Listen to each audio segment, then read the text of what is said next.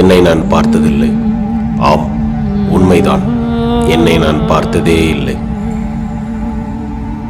நான் சொல்வது முகம் காட்டும் கண்ணாடி அல்ல, நீ யார் என்ற உன்னை. உன்னை நீ பார்த்ததுண்டா?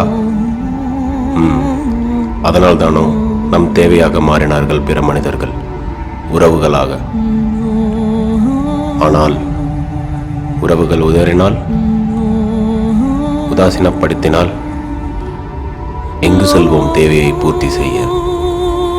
அக்காலங்களில் தடம் மாறலாம், தடுமாறலாம்,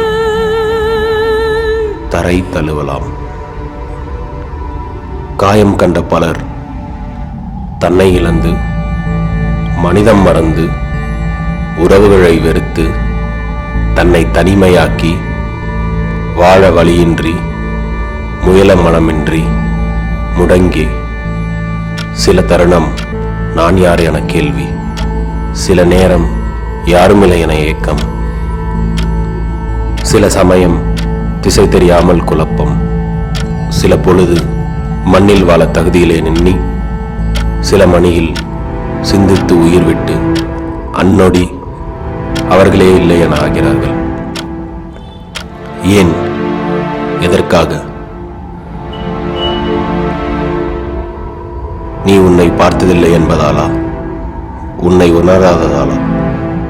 உணர்ந்திருந்தால் அடுத்த நொடி உணர்ந்திருப்பாய் உனக்கு நீ இருக்கிறாய் என்று. தடுமாறிய போது அமைதியாக அமர்ந்து, தடமாறும் பொழுது நின்று சென்று, தரை தழுவும் பொழுது உறங்கி ஓய்வெடுத்து, தன்னிலை உணர்ந்து, தன்னலப் பற்றறிந்து, ஒன்றி, அறிவுற்று, அன்புற்று, தெளிந்த பின் பார்ப்பாய் பிறர் கண்களில் உன்னை நீயே, நீ யாரென்று.